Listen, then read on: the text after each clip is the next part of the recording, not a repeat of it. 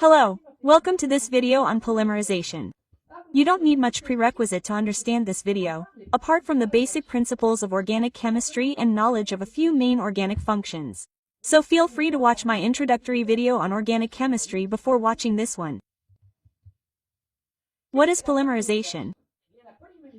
Well, polymerization is a reaction during which a large number of identical or different molecules, called monomers, combine with each other to form a giant molecule that we will call a polymer. There are two main types of polymerization. Polymerization by addition reaction between identical monomers. This is called polyaddition. And polymerization by condensation reaction between different monomers. This is called polycondensation. We will look at both processes in more detail. Let's start with polyaddition. In polyaddition, the monomer is an alcyl, a molecule that has a double bond. All the monomers are identical and we will obtain a very long carbon chain containing only single covalent bonds, so no more double bonds. We will illustrate this polyaddition reaction as follows. We therefore have a certain number of monomers. I have called this number small n, which will therefore give a very long chain where these monomers are attached to each other. We can also symbolize this reaction as follows by writing here the A monomer with a bond on the left and on the right of the parentheses a small n to indicate that we have Na monomers attached to each other.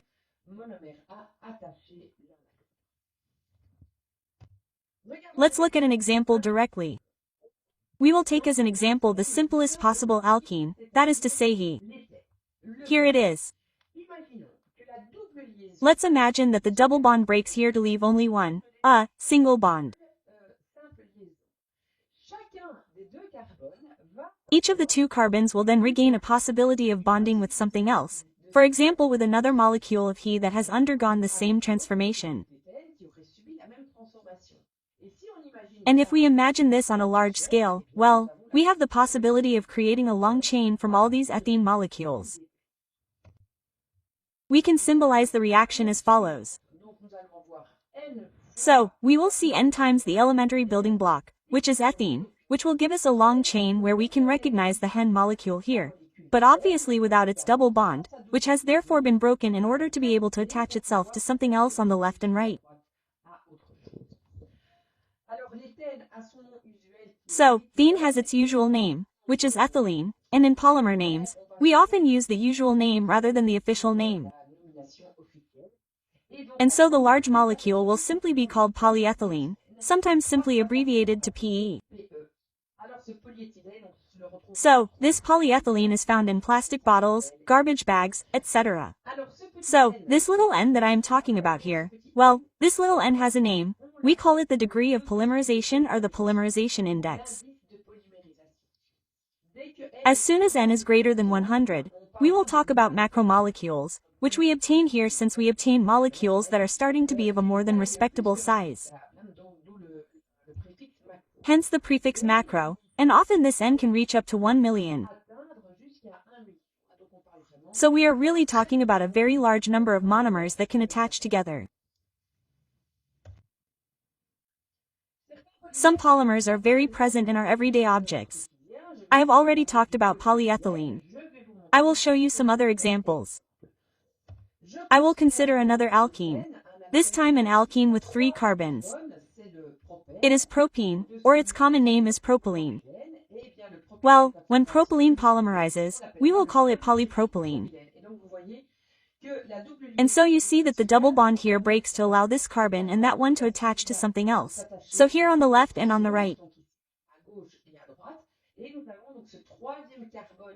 And so we have this third carbon here of the propylene, which in fact simply becomes a branch, which will therefore end up with a carbon on the chain. So here is polypropylene. Polypropylene is found, for example, in garden furniture. Plastic garden furniture is made of polypropylene. Another example, you can recognize here a molecule of ethene but where one hydrogen atom has been replaced by a chlorine atom. Its official name is chlorohene, but it has a common name which is called vinyl chloride. and when polymerized, it gives us polyvinyl chloride, abbreviated to PVC. And so PVC is the material that you find in water pipes, in gutters which are made of plastic, in credit cards, in frames, and in doors too, at least when they are not made of wood or aluminum. Another example here, you can recognize here a molecule of ethene, but the 4 hydrogens have been replaced by a halogen here, fluorine. So we have tetrafluoroethylene, and this polymerized tetrafluoroethylene will give polyetrafluoroethylene, abbreviated to PTFE. So PTFE is perhaps an abbreviation that you don't hear often. On the other hand, if I talk to you about Teflon, well, it rings a bell, right? It's the non-stick coating that we have on the hairs and pans in our kitchens. Well, this Teflon, so it's this polymer.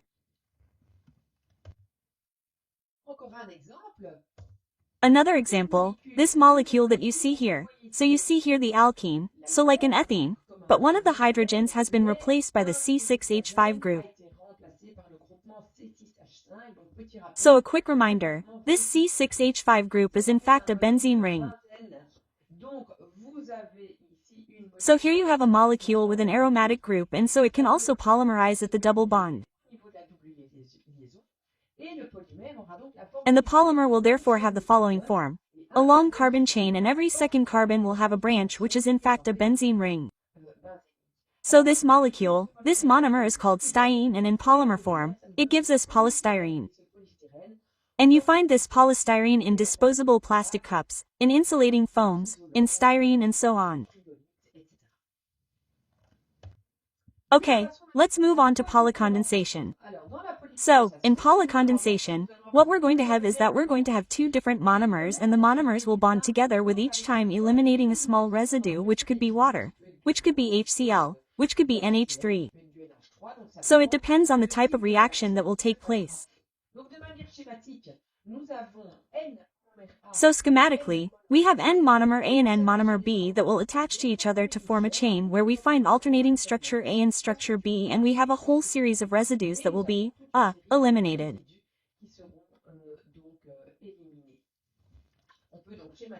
So we can schematize this in the following way, where we find the elementary building block of the chain here, which is the association of A and B alternately. First example. So to understand this example, we need to remember the basic reaction between different organic functions. So a carboxylic acid will react with an alcohol to give an ester and water. So let's now imagine a carboxylic acid but bifunctional. So a carboxylic acid that carries a carboxyl group at one end of its chain and a carboxyl group at the other end of its chain. And let's also consider an alcohol that also carries 2 hydroxyl functions. Well, an OH here can react with this one, so with the H here, to eliminate a water molecule. And this molecule here can attach itself to this one, eliminating the water molecule. And we can imagine that this group here will also be able to react with a carboxyl group of another molecule, and so on, to form a reaction that will cause each molecule of one type to attach to molecules of the other type on either side.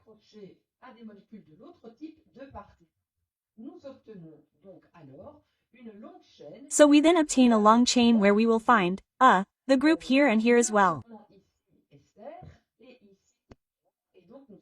And so we obtain what is called a polyester, since we obtain the function as several times. So polyester is in fact a somewhat generic name, since you notice that it can have several forms. Depending on the nature of the R and the nature of the R prime, that is to say the length of the chain, whether there are groups or not, branches or not, and so on. You can have several different polyesters. Of course, this reaction involves the elimination of a whole series of H2O molecules, since each time a monomer attaches to a monomer B, an H2O molecule is released. Second example, the principle will be exactly the same, but the reaction will be slightly different. We are considering the reaction between a carboxylic acid and an amine, which will give us an amide and water.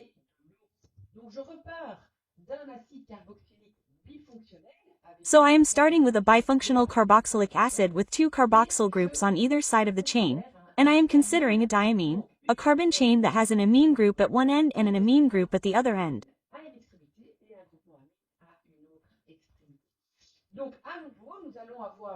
So again, we are going to have a reaction between the OH here and the hydrogens carried by the nitrogen atom to form a saccharide molecule, which will allow the 2 molecules to attach together, and so on, step by step.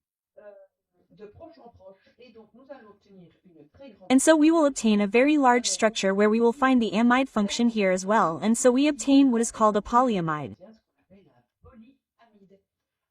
Again, polyamide is a generic name. There are several types since the R here and the R' can have different forms, which will give us polyamides with slightly different characteristics. So in polyamides, you will find for example all the nylons. So all the polymers that I have just mentioned are polymers that are artificial synthetic polymers. On plastics, synthetic textile fibers. But in fact, polymerization is also a process that is found in nature. So, I will show you a natural example here. I will consider an amino acid. Now, an amino acid is a carboxylic acid that you recognize here, but a carboxylic acid that also carries an amine group, hence the name amino acid. So here I have an amino acid 1. Imagine an amino acid 2, so not necessarily the same. You see that the R1 group here, R2, they can be different. And what will happen is that there can be a reaction between the O group here and the hydrogen here, right? So following a process that can happen in several steps. Overall, we will have here the formation of a water molecule and the 2 molecules can attach together.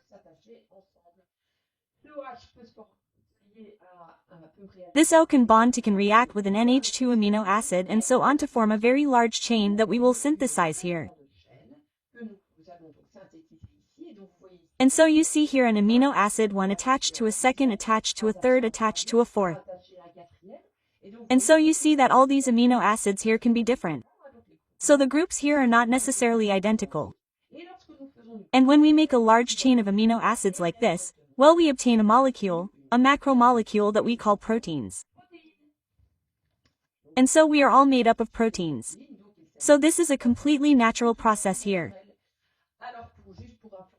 So just for your information, the bonds that we find between the carbon bearing the double bond with the top that comes from the carboxylic acid and the nitrogen that comes from another amino acid.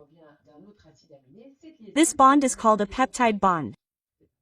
It's a name that you may come across in your biology class. There you have it. I'll end here with my polymerization. I hope this polymerization is much less obscure for you now, that it's clearer. You've seen several examples that are common examples. Don't hesitate to subscribe, watch my other videos, and I'll see you again with pleasure in another video on organic chemistry. See you soon.